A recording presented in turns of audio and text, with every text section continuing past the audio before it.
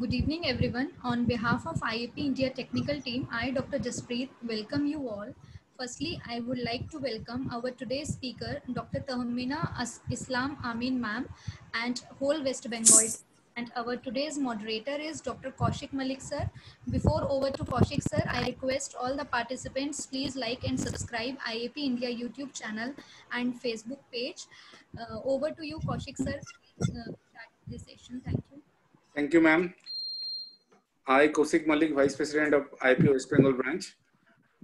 Good evening, everyone, and very warm welcome to our 10th webinar organized by IP West Bengal Branch and Women's Cell, IP West Bengal.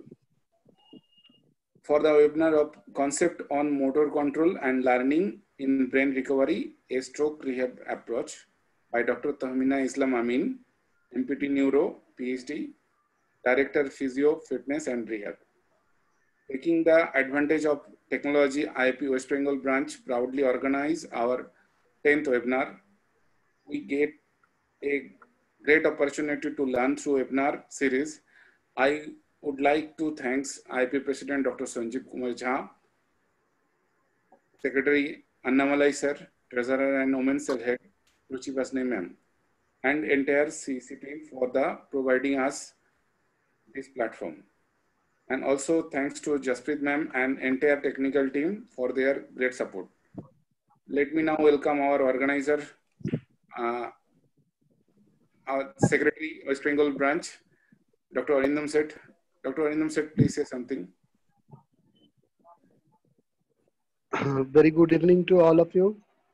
A warm welcome to all the participants of this webinar.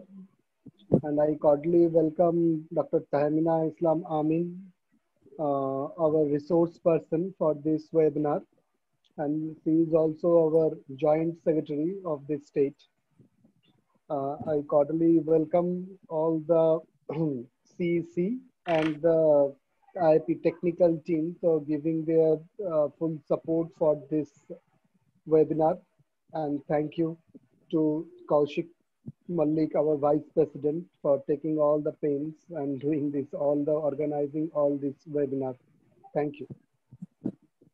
Thank you. Now I would like to call Dr. Indranil Ghosh, our EC member. Dr. Indranil, please say something. Good evening, everyone.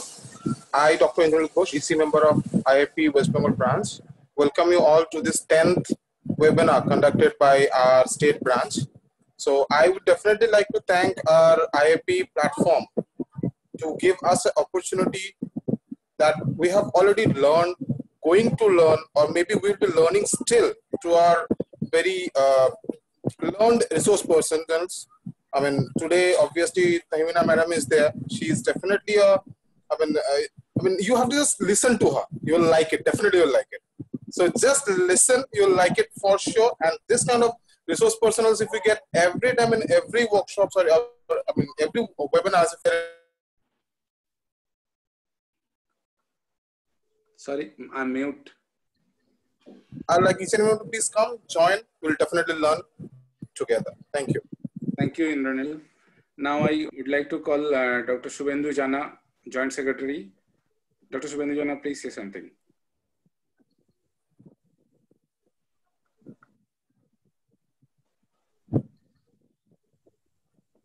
Okay, sorry, something technical problem.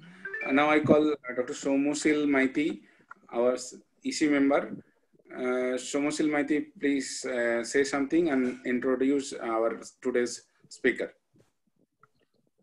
Okay, so today our speaker is Dr. Tahmina Islam Amin, one of the most eminent physical therapists who actually needs no introduction in Bengal. She is a PhD in laser therapeutics from MB Global University, specializes in neurological sciences with research work on stroke rehabilitation from AIIMS Delhi. She is also trained in neurodynamics, vestibular rehab, taping, dry needling, and cupping techniques, as well as pulmonary therapeutics. Being a fellow member of a Manual Therapy Foundation of India, she also specializes in various manual therapy techniques, including running and barefoot training, level 1, level 2 by Dr. Imli Special, USA. She has also bagged the Young Achiever Award in the state, along with various other awards at national and as well as state level.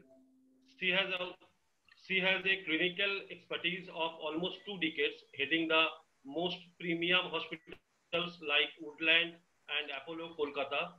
She had also been a guest lecturer at Nopani Institute of Healthcare Studies for quite some time.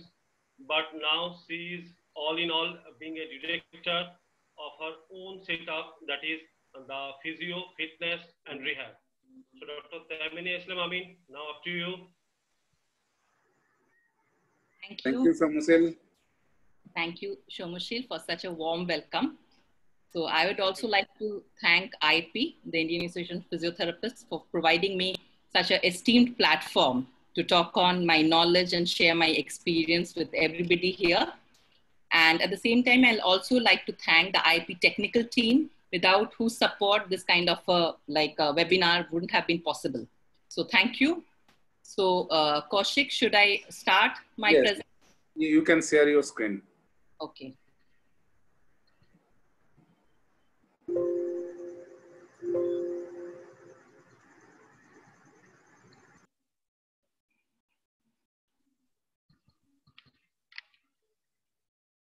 So is it visible? No. Am I visible? Yeah, you are visible. No. Happening?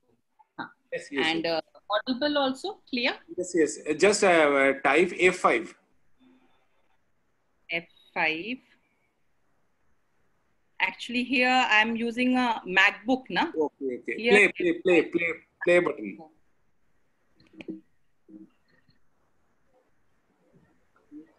On the top. Play slide. Play. Slightly left. Cursor slightly left. Now is it okay? Yes. That's fine. Now, okay. So today we are going to talk about the concepts of motor control in brain recovery. Initially, I thought I'll be talking about motor control as well as motor learning as well, because both are intricately associated with each other, the basic concepts of them. And I would also I'll be talking about the road map of motor control in terms of stroke rehabilitation approach. But somehow, because of the time constraint, today I'll be talking about just the motor control and the concept of motor control as a roadmap in terms of stroke rehab approach. So what is motor control? Motor control is the process of initiating and directing any kind of purposeful movement, as given in the Journal of Motor Behavior. So motor control is a broad spectrum that describes the general ability of a person to guide and direct the muscle function to produce the voluntary movements. Now, what happens, like if suppose I see there's a cup of mug, I need to reach to that mug. So we don't really think that we need to reach to the mug. It just happens subconsciously. So all these subconscious movements keep happening without even realizing that what is happening. But in reality, any kind of motor control needs a lot of processing, a lot of process controlling the movement, which begins before the plan is being executed and ends after the muscle have contracted. So it's a complex process, which maybe we don't realize in our day-to-day life, because we are always working 90% of our activities we are doing in our subconscious mind.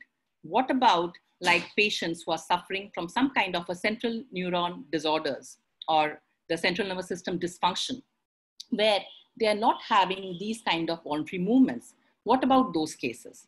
And why, being physiotherapists, we need to know about motor control?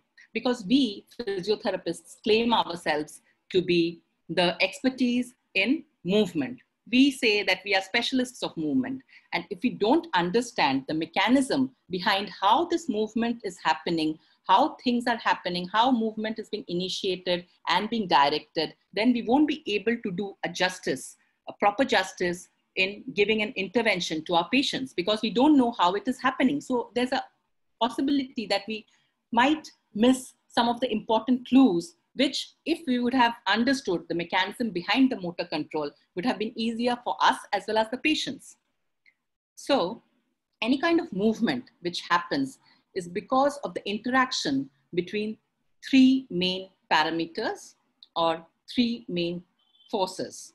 So what are these forces? There's a task, there's an individual, and there's an environment. So all these forces work together to create some movement.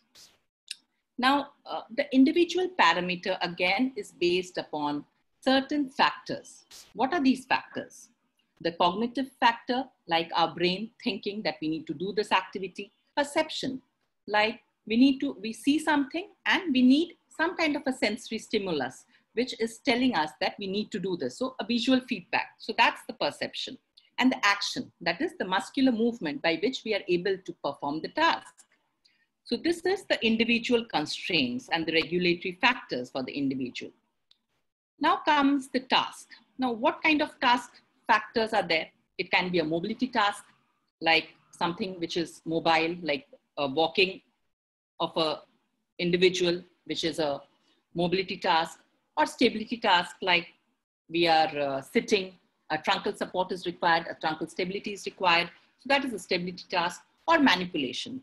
That is the transfer of objects from one hand to the other. So that is your manipulation of the object. So all these parameters are required to complete the task. And along with that, the environment, which is being controlled or regulated, which are being controlled by the regulatory factors and the non-regulatory factors. What are regulatory factors? Suppose the glass is heavy. So the weight or the shape or the size of the object which we are trying to hold, these are important because depending on this, the force that we are applying to conduct that particular movement, it will be depending on these factors. But does the color of the glass matters? Does the color, like whether it is green, blue, black, does that matter? No, it does not matter. So that is a non-regulatory force or non-regulatory parameter which depends upon the environment. So they are regulatory, non-regulatory in terms of environment, and the individual with the cognition, perception, and the action, and task in terms of mobility, stability, and manipulation. So the intricacy between all these parameters will result in the initiation of the movement. Now, what are the theories behind motor control? So theories allow, and why should we know the theories which are responsible?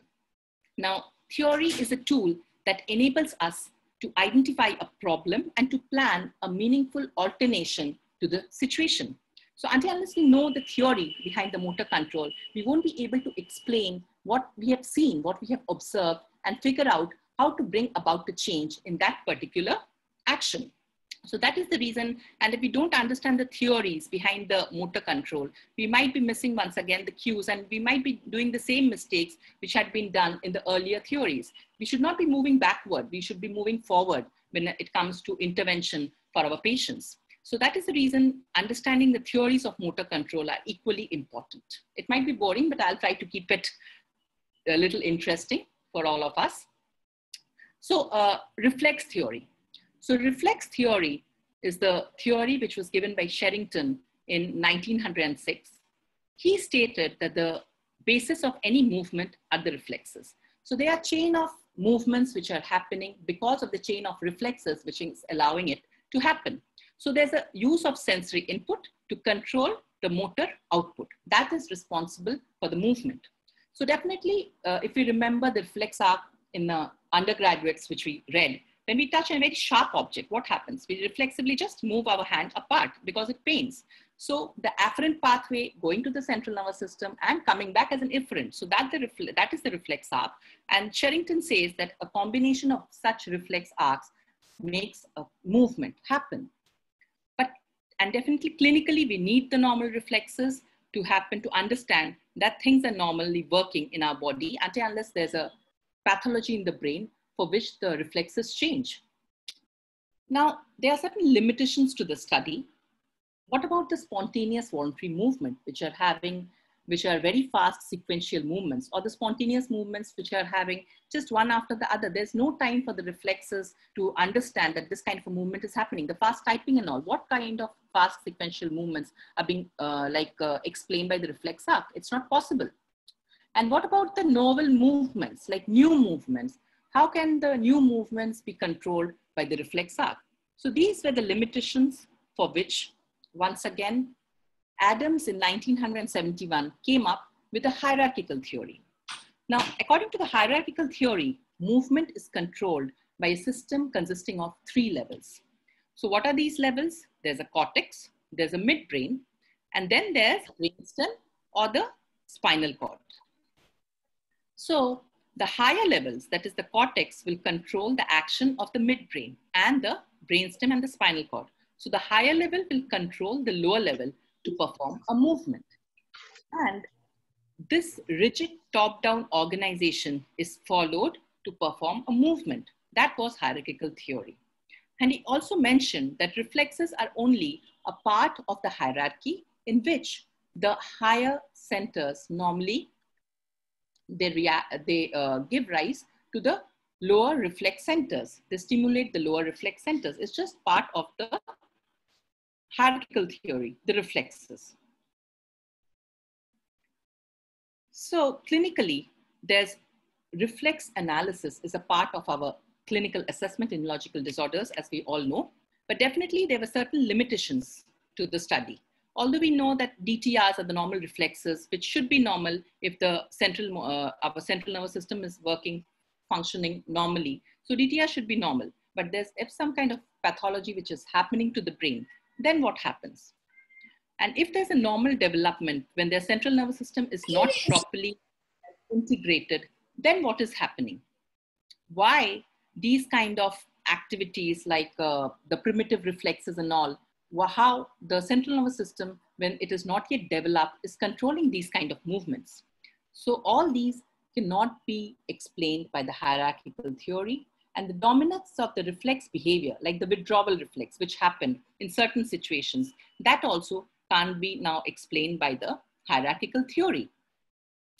So working on this, Smith came up in 1976. He came up with the spinal neuronal network, which is there to produce the movement without any sensory stimulus. So no sensory stimulus is required, or no reflexes are required, or no descending patterns from the brain, and the movement is required, and it can be elicited freely without these kind of sensations.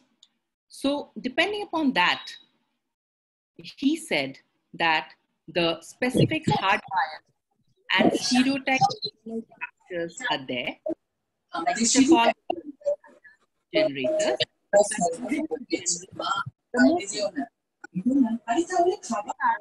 Certain specific hardwired and stereotype neuronal circuits which are responsible for the movement, which are already formed in the brain.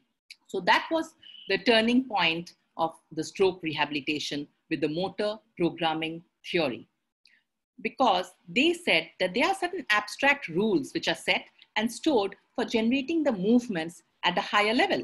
So no reflex is required, or no descending patterns from the brain is required. It's just ingrained in the brain automatically, maybe from the past experience. But he also stated that the incoming sensory stimuli can exert an important modular effect on the central pattern generators. So clinically, this theory emphasizes on the capability for relearning the appropriate action patterns in situations of higher level motor control abnormality.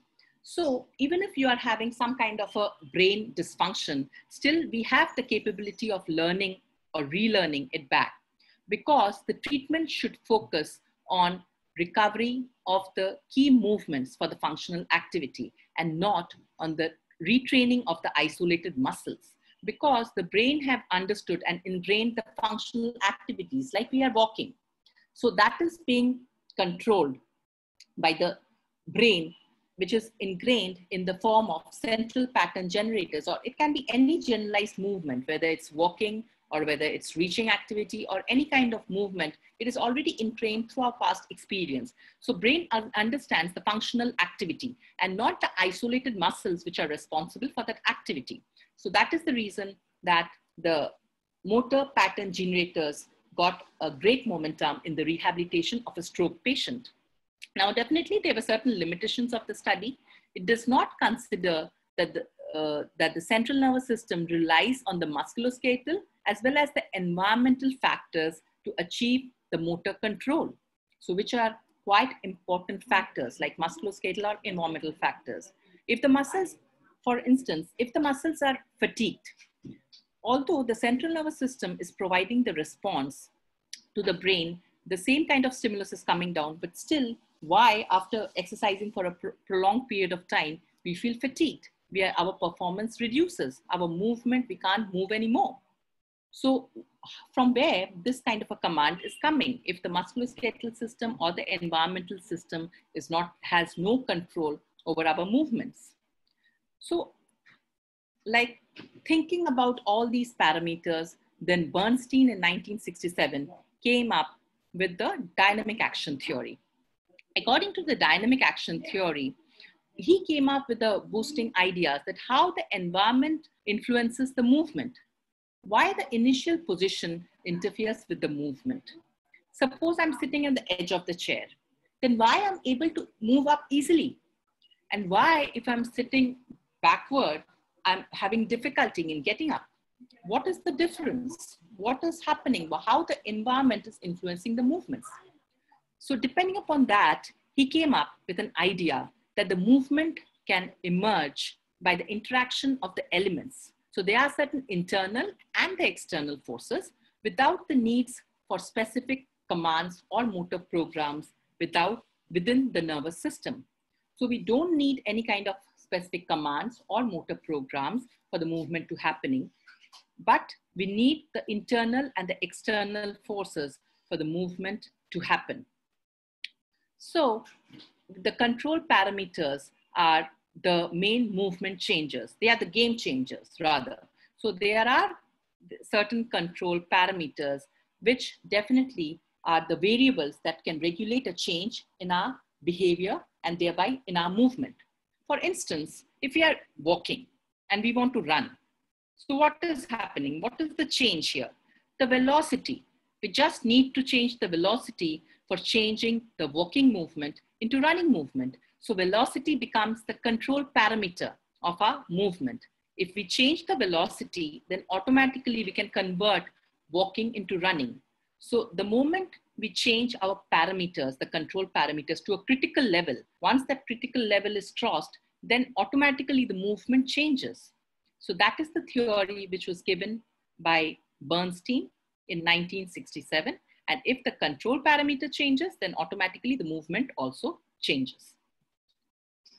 Now, clinically, definitely the dynamic action theory, it broadens our understanding of the nervous system functioning from that of the sensory as well as the motor system of control, not only sensory. The subjects, he also stated that the subjects react to the environmental variables, and that allows the subject to develop multiple ways of performing the task. Like we use the force of gravity, the external force, to control some movement, don't we? We use gravity when the patient is not able to do. We are using the gravity. We are not doing anything against gravity, but we need to do in a gravity eliminated plane. And once the force comes, the patient's strength comes and he's able to move against the gravity, then we do those kind of strengthening activities using the gravity as a force to improve the patient conditioning. That is the task of the patient. So in the same way, there are multiple ways of performing the task, changing the environmental variables. So that was a great boon to rehab as given by the dynamic action theory. But definitely the limitation of the study was there was little emphasis on the organization and the function of the nervous system that was not being explained by Bernstein. Then came the systems theory. The systems theory, once again, was a breakthrough in terms of multiple body systems, in terms of motor rehabilitation.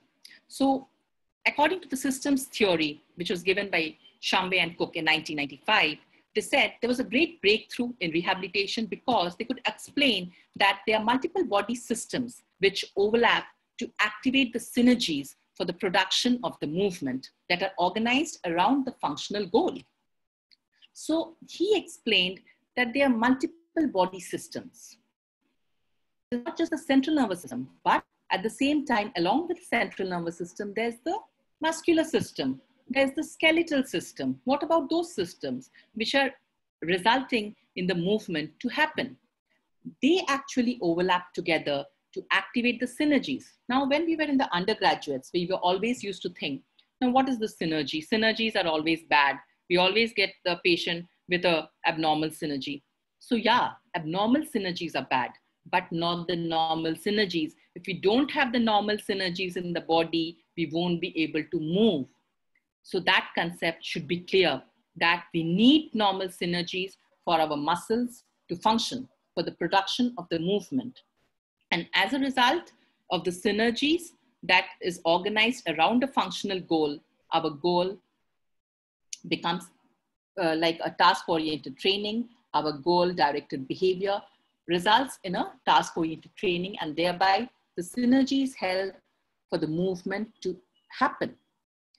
So that is the reason that the higher centers select the responses, and then it goes to the lower centers, and then the lower center selects the synergy, and the synergy results in the muscular function. So that is the huge breakthrough once again in the rehabilitation protocol, which once again tells us that body as a whole is a mechanical system where there's not just one system, but multiple systems. They work together and they work to produce synergies, and then synergies produce the movement. And if it is organized in a goal-directed behavior or a function or a task-oriented behavior, then automatically the rehab would be optimal. So clinically, it stresses the importance of understanding the body as a mechanical system. And that is the reason we should examine and treat a patient as a whole, considering the multiple systems which are involved, not only the central nervous system, just because it's a stroke patient and the damages in the brain. But that doesn't mean that the other systems are not functioning for that damage to improve. So systems theory was a great boon in terms of rehabilitation. And it also stated that practice under a variety of conditions will modify the goals depending on the task. So, but definitely there was one limitation to the study, which was quite an important limitation, is it does not focus on the interaction of the organism with the environment. What about the environment in which the task is being performed? For instance, if we are walking on a flat surface where there's no barrier, absolutely flat, as we walk in a normal pathway, we'll be walking in one way. But the moment we walk on an icy surface, suppose there's ice or a water logged on our pathway, then automatically our movement pattern changes. So systems theory failed to explain this pattern of movement. That means the environmental constraint. The interaction of a person, according to the ecological theory, which was given by Gibson and Pick in 2000, they emphasize that the interaction of a person with any movement, any given environment, provides us with the perceptual information, which is used to control the movement. It suggests that how we detect the information in the environment relevant to our movement, and how do we interpret this information to control our movements. So what does that mean? It means that we see an object. Suppose we don't know what is this object. We see this is something blue in color. It has certain green things in it. What is it? So this is a bottom-up control. So we first see the sensory receptors, they just work up and they move with the sensation to the higher levels for processing. So once the processing happens, then we understand that, okay, this is a flower. So the same kind of pattern, so this is sensation, but this is the detection of the information that this is blue-green object. Blue is the petals of the flower and green are the leaves of the flower. Now, after the processing is happened in the brain, now comes the bottom. It's not the bottom up anymore. Now it comes the top down order. The brain sends the processing that we perceive, we understand, we interpret what is this. So certain things will have the same characteristics, like something like this, it has blue, what is this blue object? These are the petals. And what is this green thing attached to it? These are the leaves. So anything having same kind of characteristics, it might be blue, green, red, white, doesn't matter. But it should have petals, it should have leaves in it, then it is a flower. So the pattern that we understand is something which have the same characteristics. We first detect what are the characteristics of this object that we are observing. And then at the back of our mind, we perceive how we interpret, okay, from our past experience, which we have seen earlier. Okay, if something has these kind of petal-like of thing and something has these leaves and all, then it's a flower. So anything, any flower which has, or anything which has petals and leaves would be a flower, whether it be rose, whether it be hibiscus, or whether it be lotus, marigold, it doesn't matter. So same characteristics would be understood by perception, that is processing which is happening in our brain. So the sensation is not only important, along with the sensation, we need perception. So the perception happens in the brain with the top to bottom processing, which we utilize from our past experience. So sensation and perception, both are important. In sensation, we are detecting the information, and in perception, we are interpreting, oh, if it has these kind of characteristics, then it is a flower. That's done. So the person, the task, and the environment, they interact together to influence the motor behavior and learning. So there comes the ecological theory, which involves all the parameters, the person, the task, and the environment, which influences in the motor behavior and learning. So motor control evolved so that, it also states that way, that the motor control evolved so that we can cope up with the environment around us. If the motor control wouldn't have evolved, we couldn't have evolved ourselves and the environment would have grasped us. Now we learn how to create or change our movement patterns depending upon the environment. Otherwise, walking on the slippery surface will fall every time that we walk on the slippery surface if our body does not change the internal forces to cope up with the environment. So that is the ecological system. So clinically, it helps us in retraining a weak patient to move with greater ease with the use of the motor control and by the interaction between the physical properties of the body.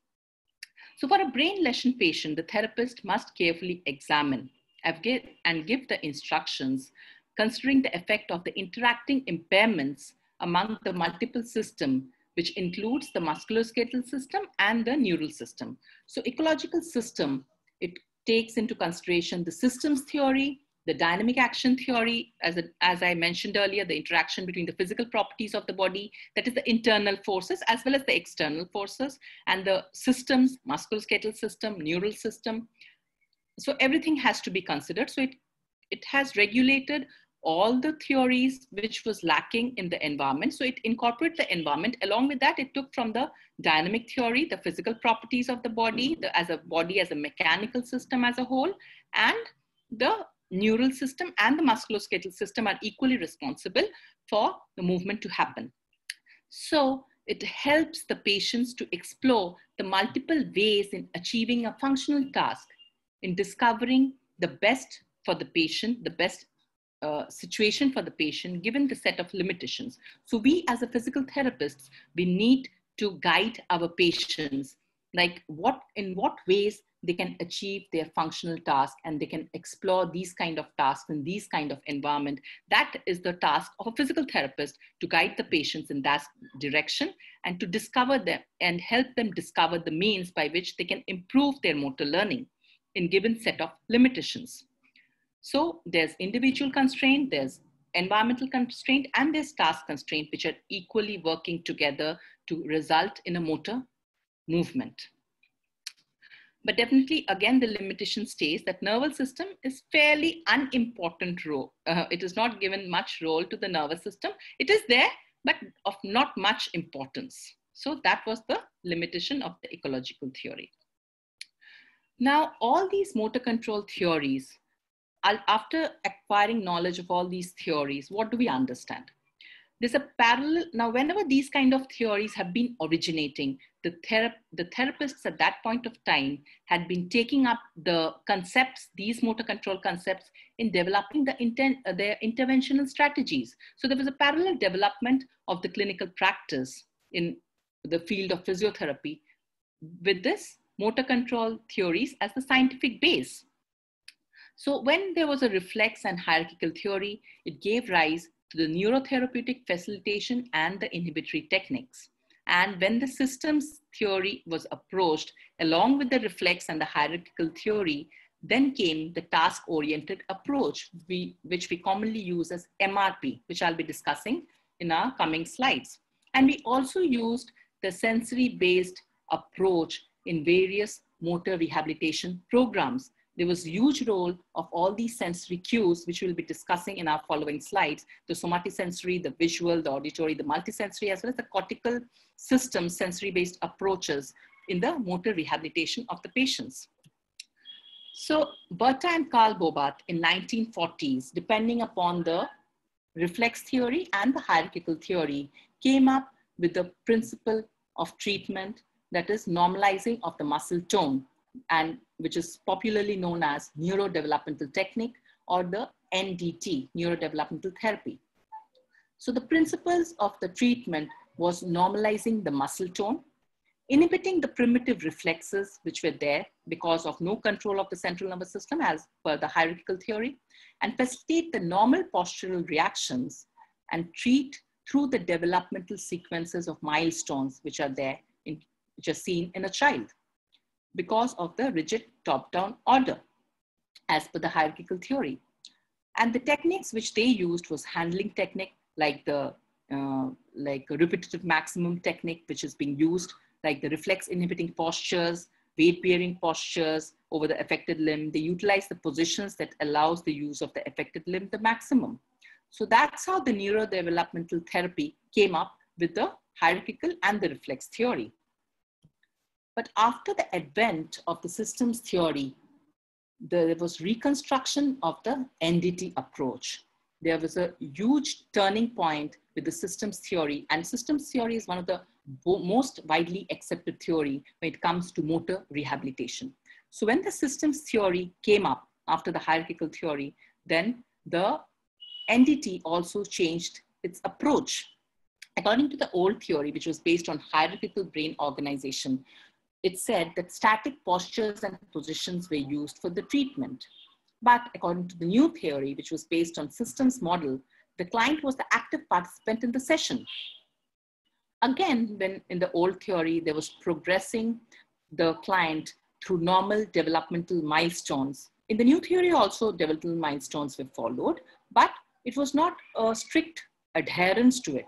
There was no strict guidelines that after this movement will happen, after this movement will happen. It was more of a problem-solving approach, which was used. Along with that, in the old theory, development of control proceeds in a cephalocaudal direction. That means from proximal to distal. But in the new theory, the control of movement developed in not only the proximal to distal direction, but also the distal to proximal direction as well. So it can be in any direction. There was no strict adherence once again.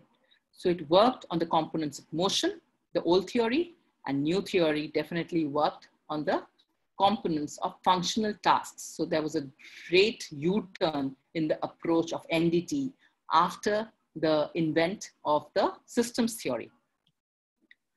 Then came ROOD'S approach by Margaret Rood, the most popular sensory integration approach in 1950s, which was again depending upon the reflex theory and the hierarchical theory, which was based to normalize the muscle tone. So if there was a flaccid state we need to normalize the muscle tone first by facilitatory techniques like icing, fast brushing, tapping, stroking, quick stretching and all. And if the tone is spastic, it's hypertonic and in spastic state, how can we normalize the tone? We need deep pressures, slow rolling. We need slow rocking to normalize the hypertonic state and normalize the tone once again. Along with the NDT and the ROOD'S came the PNF, the proprioceptive neuromuscular facilitation. So what is PNF? As we know, we have done the previous webinars.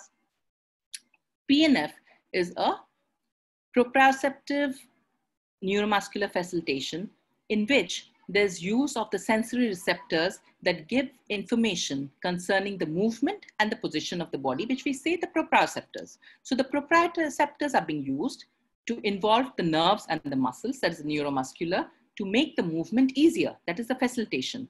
So that was given by Kabat in 1950s, the proprioceptive neuromuscular facilitation. And once again, the functional task-oriented training was there. It was done, the PNF was done with the PNF patterns of movement, which was generated.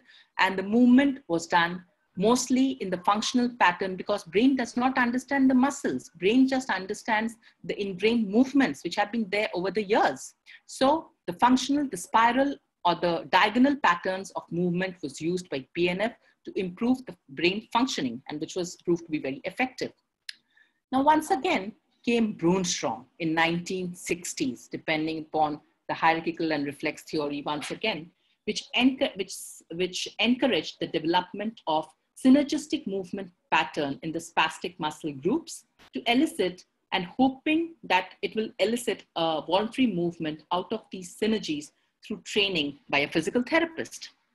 So synergy, once again, it's good. We need synergy for the normal functioning of the body. Suppose we need to reach to the glass, and then we take the glass and we try to reach towards the mouth. We are flexing our arm. So once we are flexing, we need the contraction of the biceps, but we also need the relaxation of the triceps.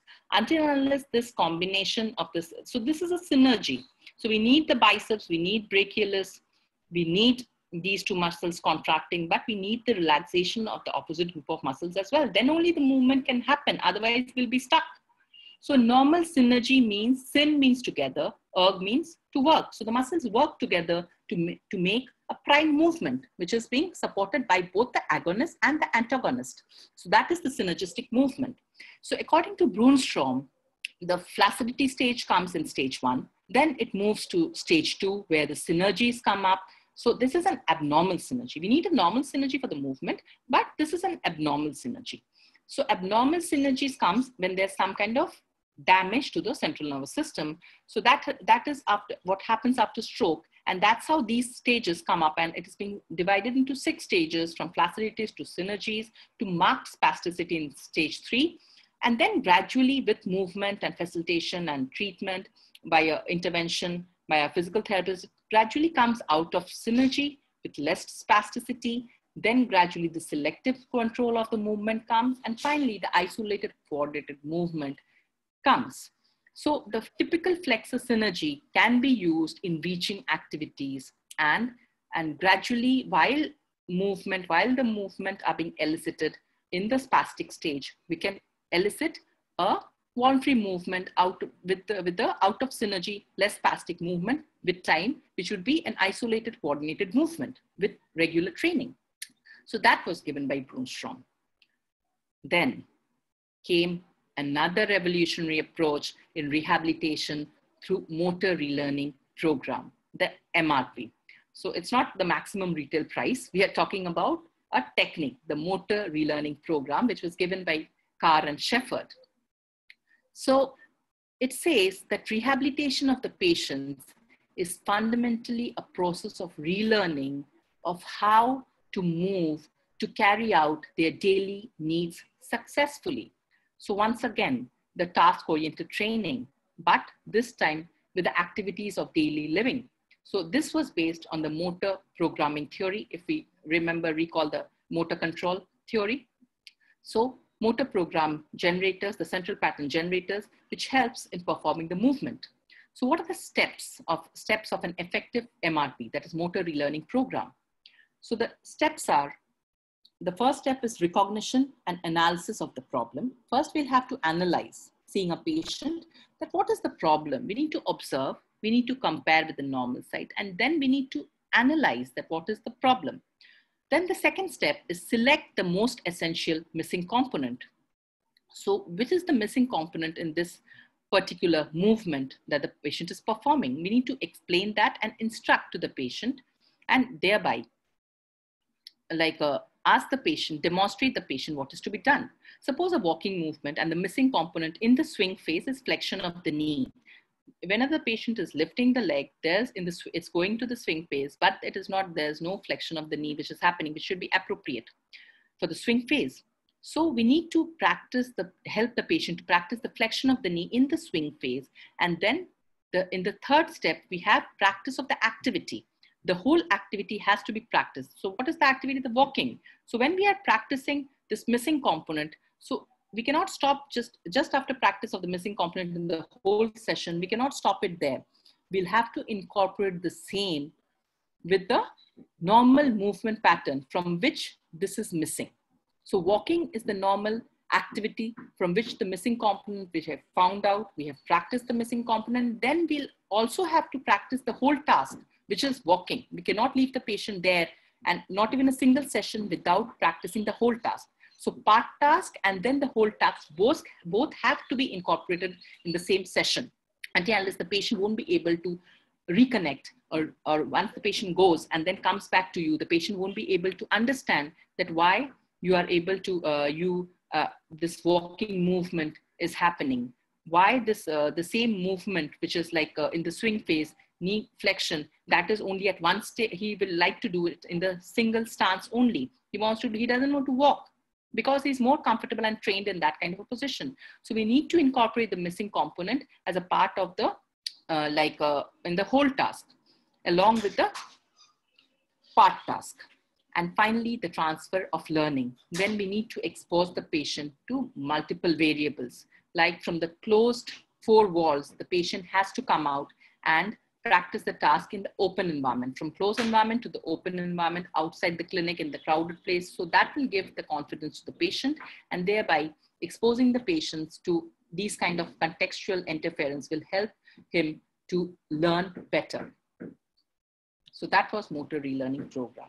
Along with that, there came various other concepts depending upon the sensory cues. So one of the most popular techniques which also developed depending upon the sensory cue was the constraint-induced movement therapy, CIMT, which was given by Taub et al., in which the unaffected side is restrained and the patient is being forced to use the affected side for the daily functional tasks. So this was based on the principle of forced use to avoid the learned non-use of the paretic side.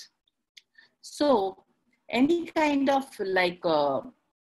initiation which has to happen, it has to happen in the affected side. And that is the reason they restrain the unaffected side so that the patient is forced to use the affected side and not the unaffected side to do their day-to-day activity. So that was constraint-induced movement therapy. Then came the intermanual transfer of training, or the bilateral training. And my undergraduate, after the undergraduation, my post-graduation program was on intermanual transfer of training on stroke patients, which I conducted as my master's level in AIMS. It was given by Stewart et al. In 2006, which said that acquisition of a skill by one part of the body is facilitated by training of the skill on the other side in the same homologous part of the body. So there is a transfer of learning which is happening in the corpus callosum. So this transfer of learning happens and helps in between the hemispheres and helps in the movement acquisition. For instance, if we are moving, we are trying to strengthen our left arm, the wrist extensors. I'm trying to work on the wrist extensors of our left arm. Then automatically the transfer of learning will also happen in our right arm through corpus callosum, through the supplementary motor area.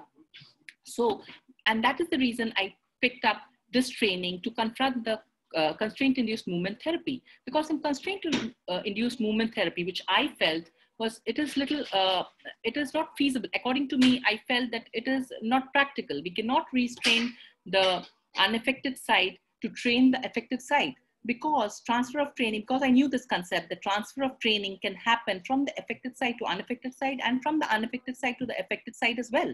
So why should we restrain our unaffected side to train the affected side? We should use both. Definitely, we should try to make the patient use more the affected side rather than the unaffected side. But why to restrain when there's every possibility of transfer of training happening in the brain at the corpus callosum level, from the untrained to the trained arm as well, and from the trained to the untrained arm as well. So the homologous part, but it happens in the homologous part only. So if I'm doing in the wrist extensor in the left, then the same strength might travel or might happen in the right wrist as well. So that was given by the intermanual transfer of training. Then came mental imagery, which was given by Page et al. In 2000, in which there was repetitive mental practice or mental training that designates the mental representation in the performance of the motor pattern without actually performing the activity physically. So in mental imagery, you just need to visualize. You need not perform the task physically, but just visualize. Suppose you want to walk. You just visualize that you are walking. Lying down, maybe you're sitting, you're lying down, just visualize that you're walking. And the researchers have said that it produces a large positive effect on the performance of the task. So the physical plus the mental practice is the best learning outcome, because according to the researchers, they say that the same neuronal circuits producing the movement are almost equally active during both the practices. So why not use mental imagery, or just to visualize, where you don't need to do any task, just visualize if that helps in improving your motor outcome. So that was mental imagery. Then came mirror therapy. It is a principle of movement of the affected limb, which can be stimulated by the visual cues originating from the unaffected side of the body.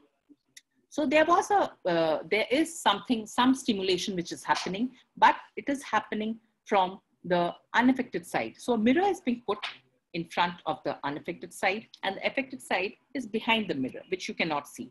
So you are asked to contract the unaffected side, and automatically you will see that there's some kind of response which is happening to the affected side as well. So how is it happening?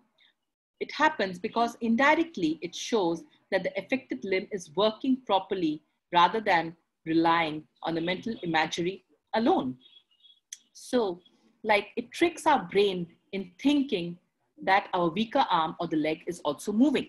So indirectly this is also happening, and it's relying on, so instead of relying just on the mental imagery, just on visualization, why not use mirror therapy, where we use the mirror to get the movement happen from the unaffected side to the affected side as well. So we ask them to use both, but the unaffected side, they can see that the unaffected side, the movement is happening. So, and the affected side, they cannot see. But still, when they are contracting, they contract both together. And that's how the weaker side also gets strengthened by mirror therapy. We can also use the dual task training, in which the cognitive training is being associated with the motor training, and that gives the dual task training. As you can see in the pictures, like this, multimodal training approaches are being used. So in case of as you see in the picture, the lady is doing a balance training. And along with that balance training, which is quite difficult, you can see she's on an uneven surface, and she's being asked to do a backward counting from 99 to 50. So that increases the challenge for the patient. And that also improves the cognitive function and results in a better motor output, a better movement of the patient, which can be ingrained in a much stronger way, and the patient would be learning it the better way.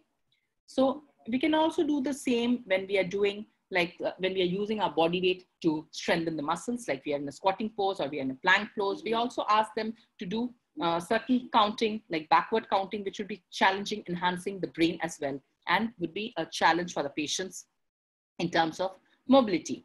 And here you can see another figure is there, in which the lady is sitting on a balance ball a Bobad ball, and at the same time, the truncal control, the proprioceptor is working, the lady is trying to touch the ball, which is quite spiked. So central integration, reaching activity, mirror, along with the backward counting. So multimodal training approaches can be incorporated, which is called contextual interference of change of the environment for the patient in various parameters can be incorporated instead of traditional isolated movement pattern. Multimodal training approach, sensory approach can be used in better training of the brain as per the researchers. So then came the body weight supported treadmill training, which is given by et al. So it is a task-oriented training for gait restoration after stroke, in which the body weight is either unloaded by a harness in the form of overhead suspension system, or if the patient is able to walk to some extent, or the patient is able to stand to some extent, there's an adult assistance is being provided by the therapist. And the patient or the client is able to walk on the treadmill. So this walking on the treadmill gives an added boon because it stimulates the brain-derived neurotrophic factor, which is responsible for neural plasticity, a better motor learning with consolidation in the brain. So this kind of an aerobic activity, if it is being incorporated in our gait pattern, it results in an earlier rehabilitation process because of enhanced neural plasticity due to brain-derived neurotrophic factors, which are being generated in the brain, which enhances the brain to recover fast. So that is the reason it is quite popular.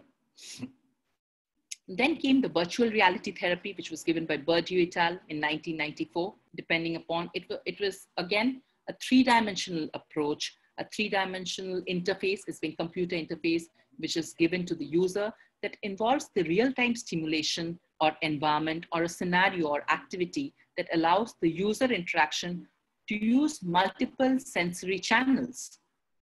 So as you can see in the figures, like the patient is asked to walk on a narrow pathway, which according to the three-dimensional view, they are, when they are viewing there, they think that they are actually in that kind of a situation, in that kind of an environment when they are walking on a narrow track and at the sides, there's nothing. If the slightest of the mistakes, then they might fall. So automatically this fear of fall will stimulate their brain to improve their pattern and be on track so that they do not fall.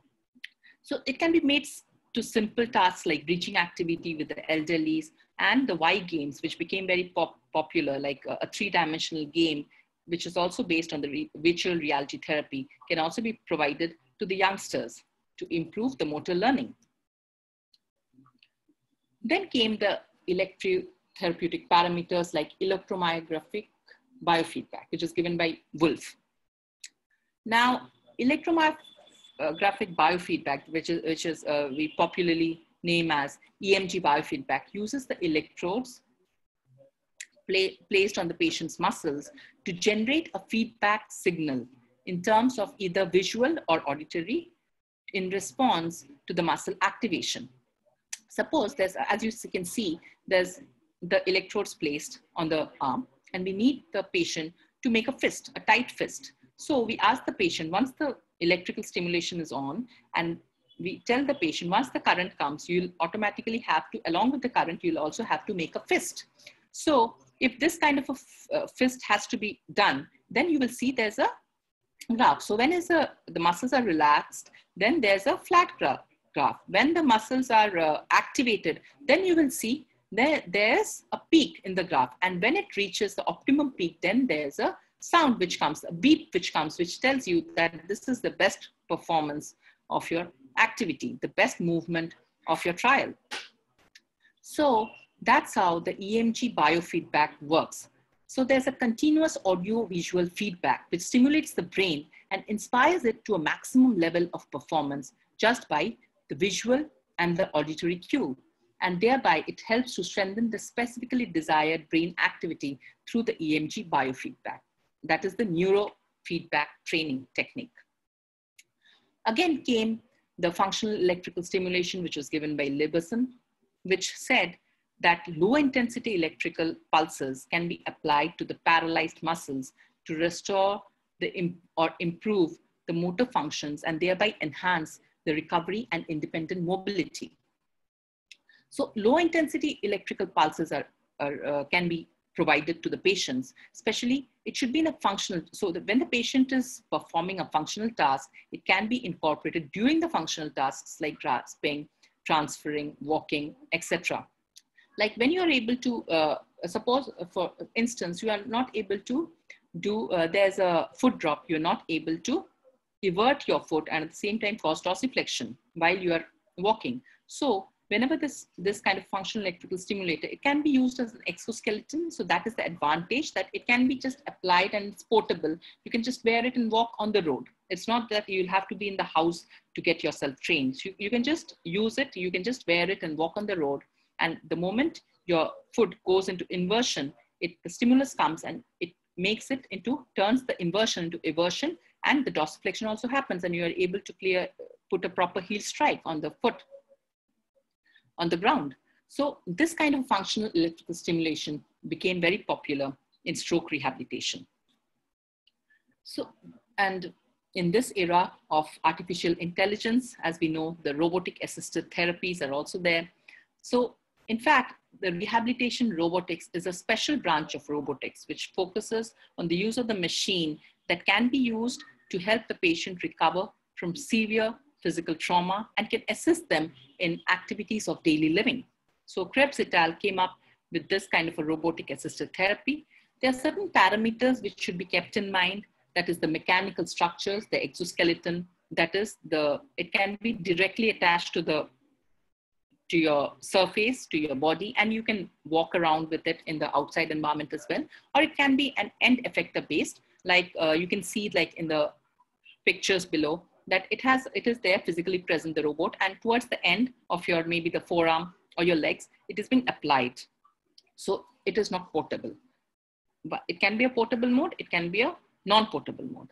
You'll have to then attach to the site, you'll have to select the upper limb or the lower limb, and there are control strategies by which you can select whether you need a full guidance from this kind of a robot, or you need a patient cooperative guidance, like the patient is able to perform to some extent, little bit movement can be initiated by the patient, whatever the patient can do, they are doing, and then the rest of it is being taken up by the robot to complete the movement. And it can be free space where it's just a placebo effect. It just gives a confidence where 80% of the movement is done by the patient himself, and the rest 20% maybe the robot is assisting. So that gives a confidence to the patient to do the movement in a free space. So these parameters, the control strategies has to be selected, and thereby the robots are there, they are in this era. So it should be facilitated. And then comes the non-invasive cortical stimulation in 2007. Although I have not worked in this field, the non-invasive cortical stimulation, but definitely as our knowledge, and one of the TED Talks I was hearing, the transcranial magnetic stimulation, how it is helping in improving the neural plasticity, and how like the patients who are taking the transcranial magnetic stimulation are improving remarkably. So that's why for the knowledge, we should be knowing what is transcranial direct current stimulation. And I'm sure that that few institutes must be having it, and we can, in the long run, we can also use in our clinical practice as well, if we can control the limitations. Like there's transcranial direct current stimulation and there's transcranial magnetic stimulation.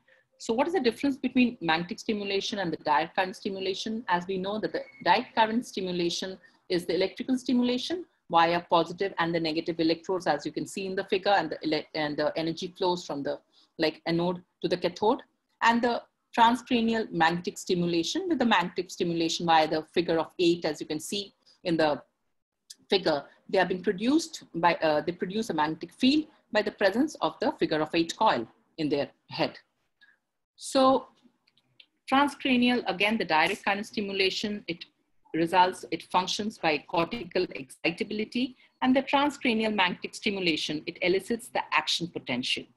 But the transcranial direct current stimulation is a cheap and portable machine, but transcranial magnetic stimulation is an expensive and large equipment. So that's the difference. And last but not the least is the music therapy. Now, music can activate all the areas of the brain. So whether it's your corpus callosum, which connects both the sides of a brain, our motor cortex, our prefrontal cortex, which is responsible for our decision-making, or amygdala, that is responsible for your emotional reactions, or whether it's your vestibular function, whether it's your visual function, whether it's your auditory function, whether it's your cerebellum. All the functions can be controlled, which is responsible for the brain functioning, and the hippocampus as well, which is responsible for your memory.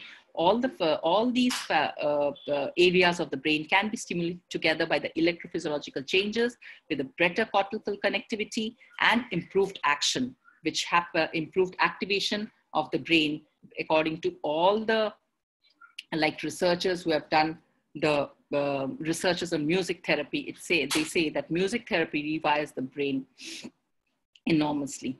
So why not incorporate music therapy as an adjunct to our therapy? Whatever therapy we are doing, if a smooth and if a soothing music is on as a background, with whatever therapy or whatever approach we try to treat our patients with, it is always enhancing, isn't it? We can see a change in the motivation level of our patients. So why not add it on in our therapies as well?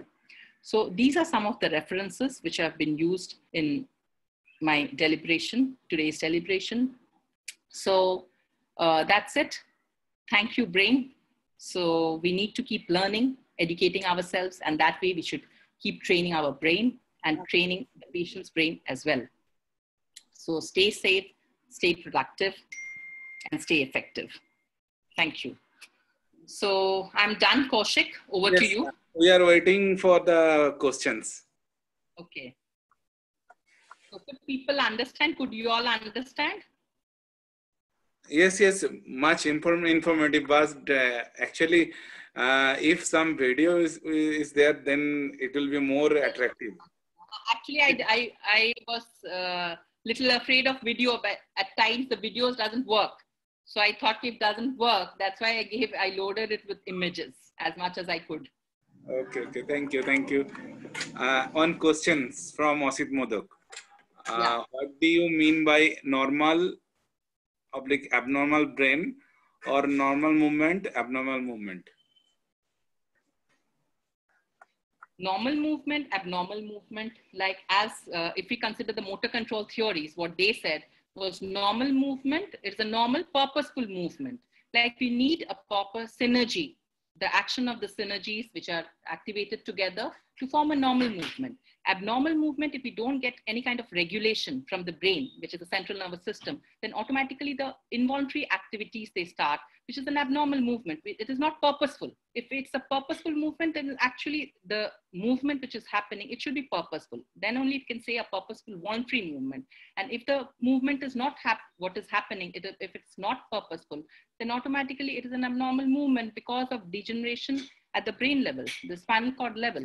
It can happen in any kind of abnormality where with the synergies are lost because of the proper disengaging the brain, the synergies are lost. And that's how the reflex and the hierarchical theory has said that if there's any kind of damage to the brain, then automatically the top-down model, like from the cortex to the lower down order to the spinal cord, the movement would be inhibited. And that's why we get the abnormal synergy. And that's why we get the abnormal movement, abnormal synergies, and abnormal reflexes. So those are abnormalities if there's some kind of damage to the brain. If the synergy is lacking, the synergy is the main factor here, I feel.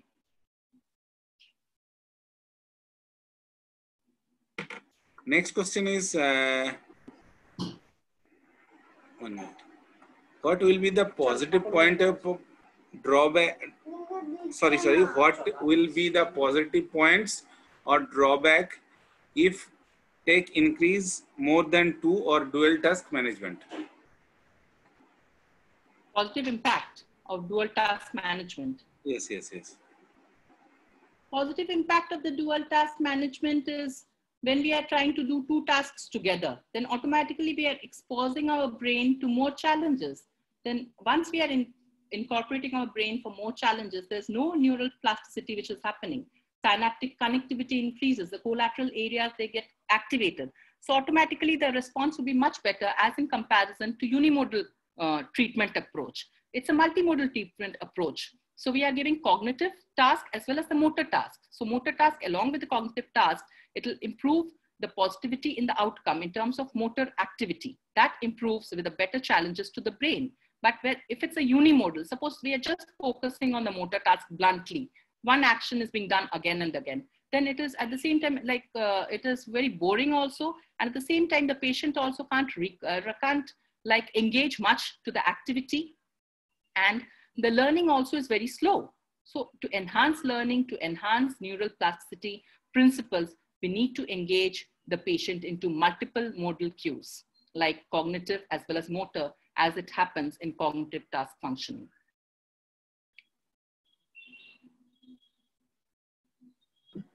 Okay, we are waiting for questions.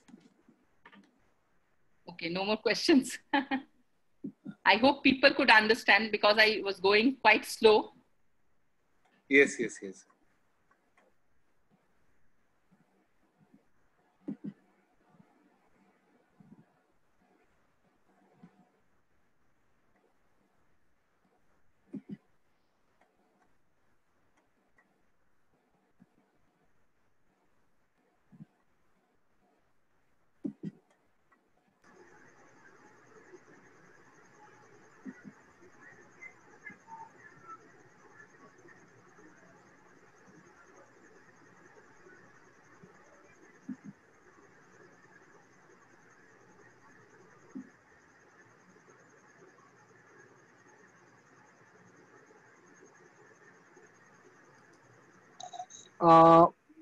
Kaushik, actually, Samsul have some more queries. Actually, uh, he is asking that whether the dual task management, whether the dual task management, if the task increases more than the two, is any effect? Yeah, actually, it depends upon the patient's acceptability. Like we are treating a patient. So we are not treating a machine. So we'll have to see according to the patient condition, how much the patient is able to recall, whatever little bit task. First, we start with 2. And if the patient is able to master 2 programs together, suppose cognitive, as I was saying, regarding the back counting, along with back counting, some motor task like walking while doing the back counting, or some postural training while doing the back counting, we are doing with 2 modalities, 2 sensory cues. But if the patient is able to master that, then we add 1 more. Suppose we are doing back counting, along with that, we are doing the balance training, and along with that, we are trying to do some kind of reaching activity with the lower, and we are ask the patient to hold to something in their hand. And then, so we have added the like a holding approach to the patient also, like some kind of a holding approach, like we ask the patient to hold anything like a glass filled of water so that the water doesn't spill out, and we see how the patient is responding. So we'll have to incorporate gradually. So it is not just one factor which controls one movement. It is multiple factors, as contextual interference, as systems theory also says, and the ecological theory also says, if we change the environment, it will result in a better outcome. So one by one, we can always incorporate and expose the patient to various multiple cues and sensory cues. And definitely the patient should have a better improvement in terms of neural plasticity in the brain. So one after the other, we could not bombard the patient with various multiple cues together from the beginning. We have to go step by step. First, we'll try with 2, and then we can add on 1 more, because the patient is also getting used to. They are getting used to the same kind of strategy again and again. If we keep continuing the same strategy of 2 cueing or 2 sensory cues together, then automatically the patient stops learning there. We need to challenge the patient's brain by incorporating another stimulus. So unless we keep changing our treatment strategies, we won't be able to incorporate the same in improving the adaptive strategy which comes from the patient. So that's why one after the other we can incorporate, and that way only the learning of the brain will happen. Improvement of the motor task will come.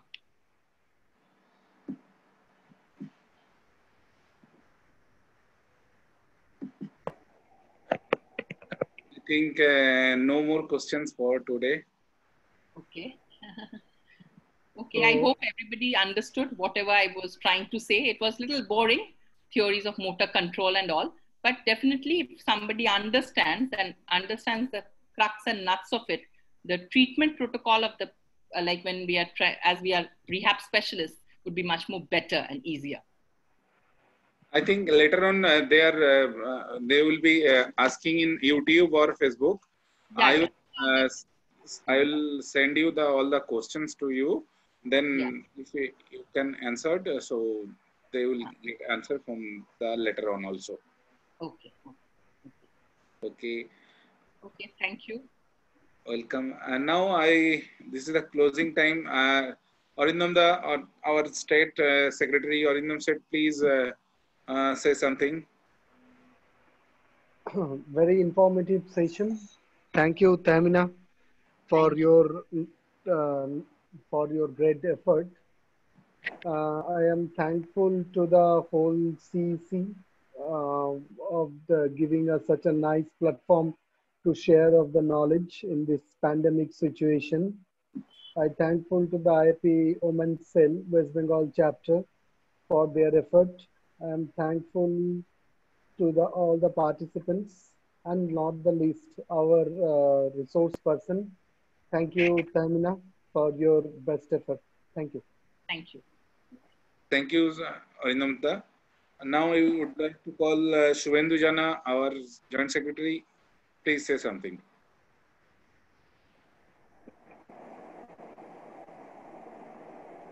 Good evening again. Thank you, Tahmina Di, for your informative and very generous webinar. Thank you to IIP Central CEC and thank you to IIP West Bengal. Thank you to IIP Women's Cell also.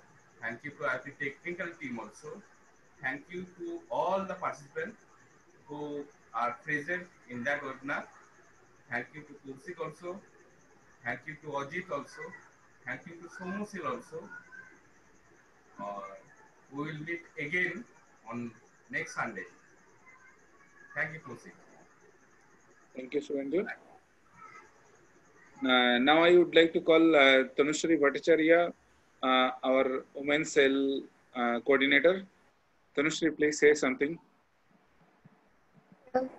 Hello, ma'am. It was a wonderful lecture from you, as usual. First of all, I would like to encourage and thank you, Kaushikda, for every time you are so supportive and the lectures what you arrange are wonderful. And thank you to the technical team, our IIP West Bengal. So every time this YouTube channel will also get the most of the likes for your this topic, ma'am. Thank you. Thank you. Wish for the same. Thank you. Jasprit ma'am, up to you. Thank you, ma'am, for such informative session, and thank you whole West Bengal team for organizing such wonderful webinars. Thank you, Kaushik sir, Anindam sir, Tanushree ma'am, Ajit sir, Suvendan sir, and whole West Bengal team. And I extended my thanks to our IAP President, Dr. Sanjeev Jha sir, and Dr. Ruchi Vaishnav ma'am, for providing this platform. And again, I request to all the participants, please like and subscribe IIP India YouTube channel and Facebook page for watching all online webinars. Thank you. Thank you, ma'am, and good night to everyone. Good night.